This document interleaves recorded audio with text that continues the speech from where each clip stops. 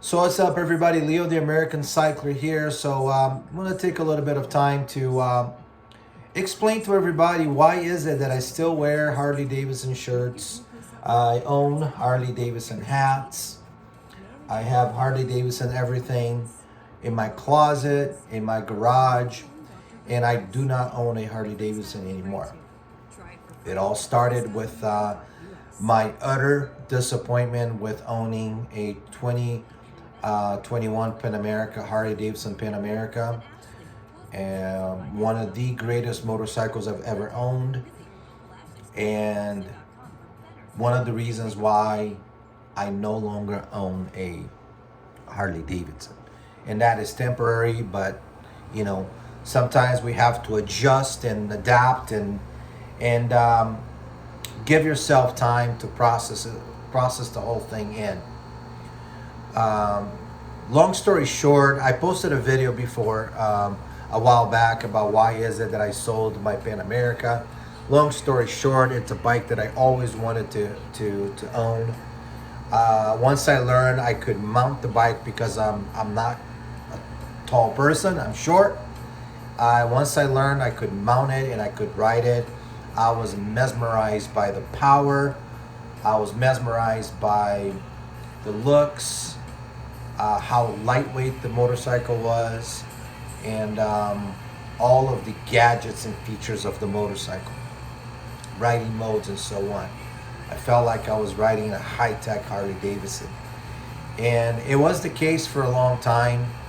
I heavily considered trading or getting rid of my Road Glide at the time because I didn't see the sense of riding a motorcycle that was so much superior than my Road Glide on the road, and I could have bags and do long distances and everything else.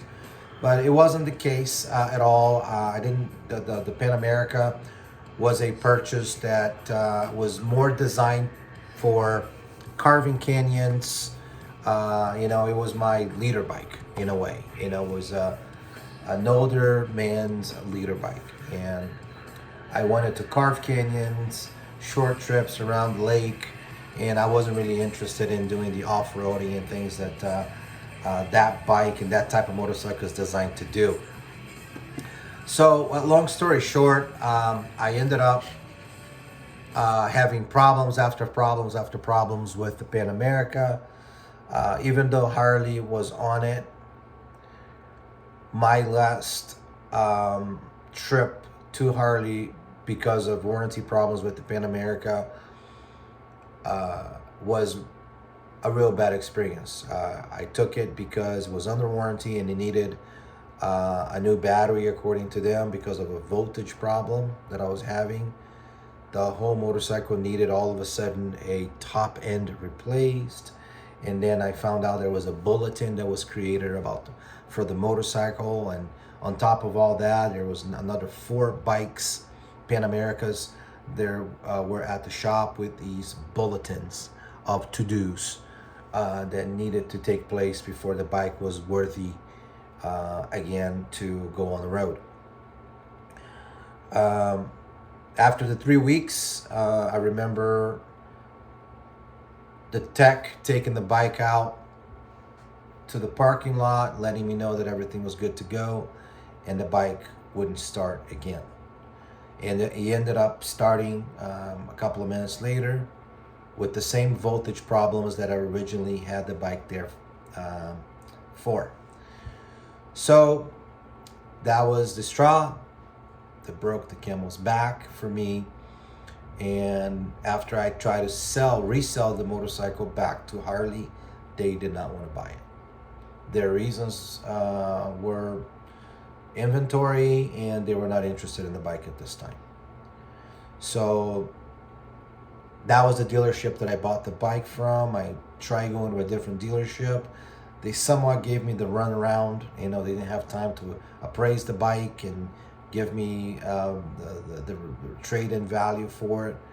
And so I got so sick of it that I ended up using my bike as a trade at a dealership in order for me to buy my naked bike, which is a 2022 CF Moto CLX 700, which I'll talk about that bike at another day.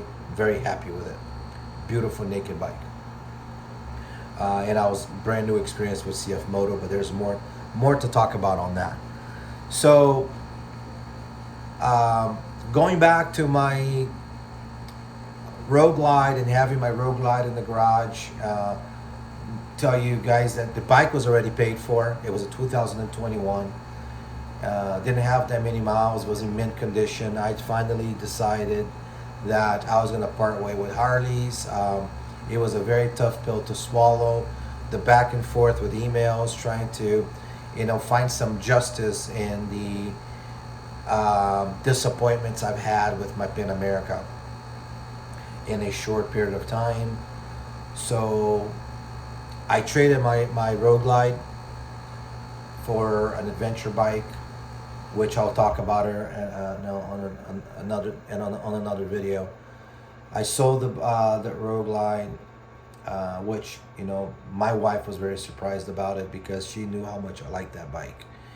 But at that time, I really wanted an ADV bike. And since I had my naked bike already for my short trips and carving canyons, I want to go back and get an ADV bike. And I bought myself an ADV bike. I traded the Road Glide for an ADV bike, got bags for it, and I'll talk about it, like I said, in another video. Extremely satisfied about my decision. But this is one of those things that it is not that I all of a sudden dislike Harleys. I don't. I love Harleys. For God's sakes, I have a Harley tattoo.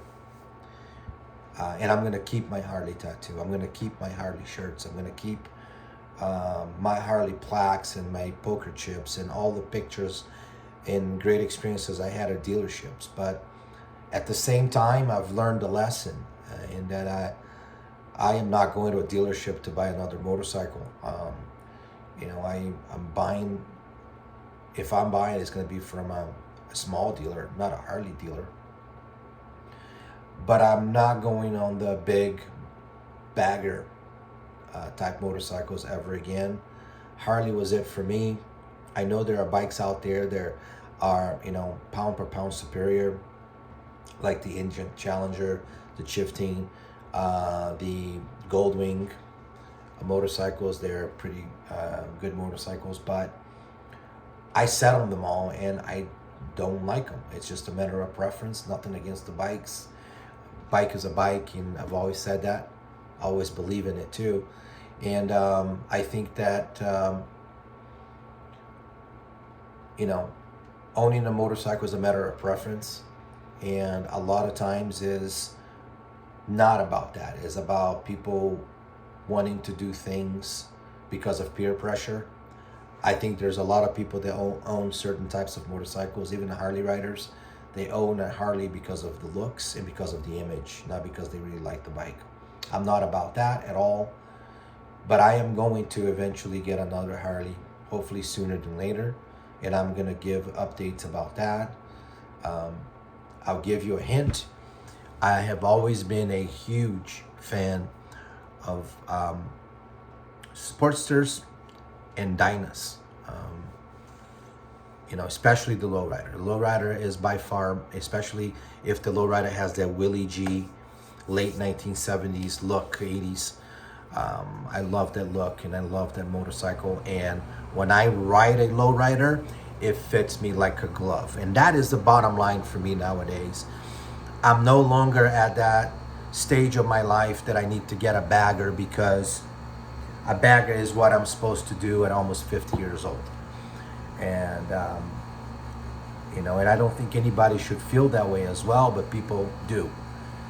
But with that being said, that's the reason why I got rid of my Harleys. It was disappointments with warranties and bad communication and the perceived unwillingness from the Harley Davidson Corporation to make me a happier customer. It was one of those, it's under warranty, it is what it is, I deal with it, and I'm not putting up with it. And my next Harley is not going to be a brand new one. It's going to be a very used one that I'm going to work on to make it absolutely my own. Anyways, one more video. If you guys have any questions, hit me up on comments below. I'm posting videos regularly now about my motorcycle experiences in my group, American Cycle Riders. Hope all is well with you guys. As always, God bless, and two on the ground. Be safe out there.